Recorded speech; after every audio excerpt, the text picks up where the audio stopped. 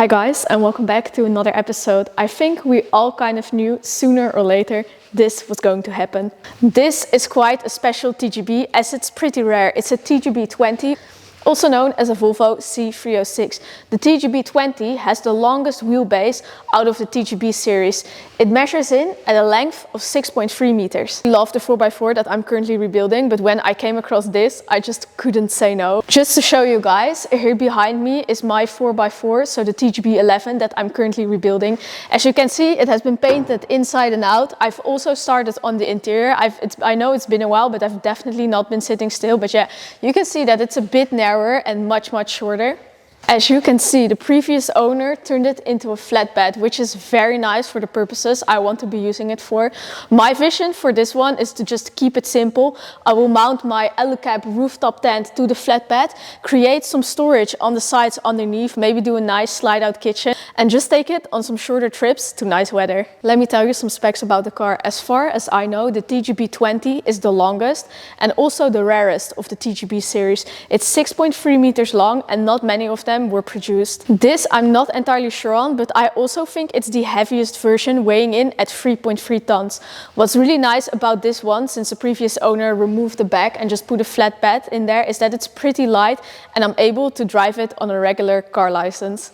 As you can see, it has a ton of ground clearance. It's sitting on 38.5-inch tires, but on top of that, it also has vacuum-locked portal axles. What's really cool about this 6x6 is that the rear axle isn't a lazy axle, and this really makes it stand out in the terrain. These and the Unimogs are in a class of their own. What I find so cool about it is that this is a proper 6x6. The Volvo C306 series were produced from 74 to 84.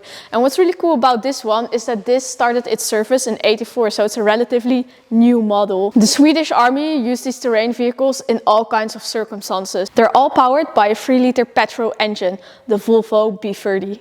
This is a twin-carb engine that produces around 125 horses. The B30 red block engine is very thirsty, but also very reliable. What is really cool about these cars is that the Swedish military still has about 700 of them in service. A lot of people always ask me, like, why didn't they put a diesel engine in? And I think there's a very simple answer to that question. It's because these cars needed to perform in temperatures as low as -40, and a petrol engine is simply better when it gets that cold. I actually drove one of these, well, not this one, but a 4x4 to North Cap, the most northern point on the European continent. I drove my 4x4 there in the dead of winter, and I encountered temperatures as low as -46. I put thinner oil in the car, but I didn't have a block heater or anything on it. When I turned the key and then pressed the button to start it, it would still go. It's simply amazing. And I also think that's the reason why these cars came with a petrol engine and not with a diesel, because when it gets that cold, you just cannot shut the diesel off anymore. You have to keep it running. What's also really cool about the ex-military Volvos, they were recalled back to the factory, I believe. They were taken apart and all the panels were treated with zinc. These trucks are between 40 and 50 years old, and people are always surprised that there's almost no rust on them. Well, this is the reason, because the panels have been treated with zinc and some very cancerous paint. You do want to wear a mask when you're like sanding them. That's the reason that they basically do not rust. You also have a few Volvos that were produced for the civilian market. These were obviously never recalled, and you can see if you look at their exterior that they are way more rusty than these. Also, a big difference between the military vehicles and the civilian ones is that the military vehicles will all have 24 volts and the civilian ones have 12 volts. My dad has one. It's an ex-Vattenfall service wagon, and you can see that this one looks a lot rougher than the military ones. Let's have a look at the car. Obviously, I'm heavily biased, but I love absolutely everything about it. As you can see, the previous owner put a flatbed on it. I'm not really sure what was on here prior, if it was like an ambulance body or something else, but I'm very happy he turned it into a flatbed. It gives me a lot of possibilities. Like I said, this is the TGB 20. This one has the longest wheelbase, but as you can see, the previous owner slightly shortened it in the back. I think normally it sticks out a bit more, but because he put the flatbed on, he just shortened it a bit, which again, I don't mind. I think it looks really nice like this, and you can clearly see it has been greatly looked after. I absolutely love the massive flatbed it has on the back. This opens up a lot of possibilities for a very sleek and minimalistic overland build, and that's exactly what I want to do. Thinking about just slapping my Alu-Cab rooftop tent on here create some watertight boxes for storage, maybe do a pull-out kitchen underneath the sides of the bed and just take it on an adventure. I have to brainstorm a bit about that, but I think that might be a really cool project. Here we can have a look underneath. You can see that it's a leaf-sprung truck, and there you can see the front portal axle. You can also turn the light around and you can see the back. So pretty funny is that in the back there's just one big leaf spring that covers both axles. These cars also have a ton of articulation, which again makes them great in the terrain. And here on the other side we have a nice custom exhaust. Also one of the dampers has been removed, so it is a bit louder than normal. I'll start it up in a bit and then we can hear this glorious engine roar because it does sound quite nice. It's loud, it's a bit louder when you drive it, but God, I do love that sound. So yeah, this is kind of, here you can see into the engine bay quite nicely. Here you can kind of see the transfer case and the gearbox. There's the prop shaft going to the back.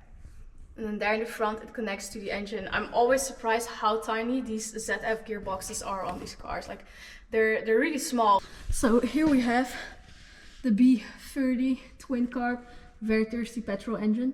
Not really sure if I want to diesel swap it here. I might, but also might not, because this one runs very nicely. I think we've seen the exterior. Let's climb inside. So as you can see, it's pretty high and it can be a bit awkward to get in. I usually just put one foot in and then grab up here and then go in like that. And then I sit.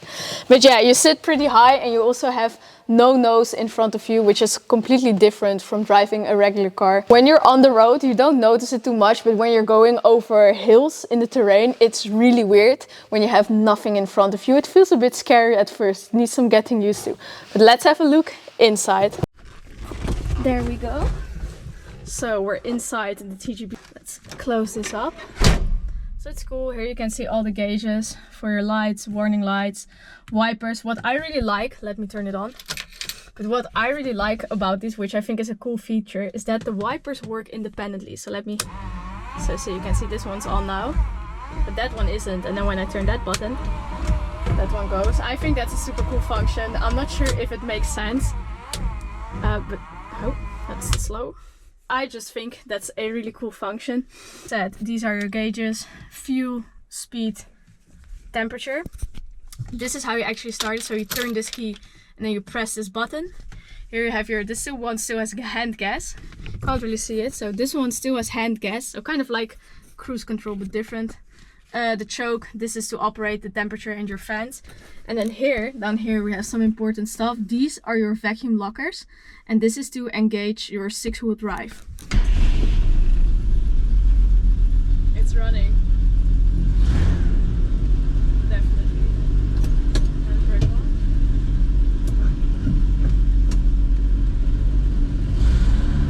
There we go. Runs really nicely.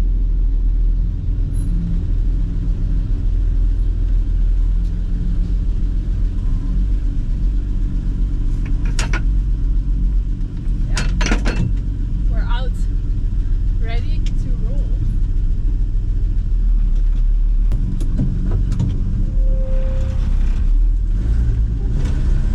There we go. What's actually really nice about this one, as you can see, the steering wheel turns very easily, and that's because it already has the power steering of a G-Class installed. So I'll show you going around the bend. One hand, I can turn it. It's nice, even with just the fingers, like this. And we turn. It's great. Second now.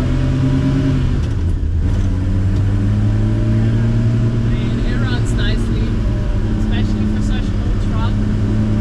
Zero complaints. I hope you can hear me actually.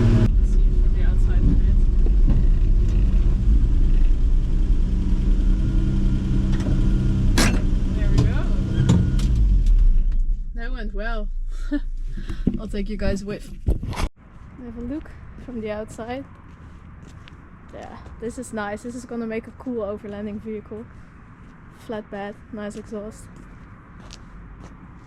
I really like the flatbed on this. It gives me so many possibilities. In the back, we have the winch. Yeah, Just a great piece of kit.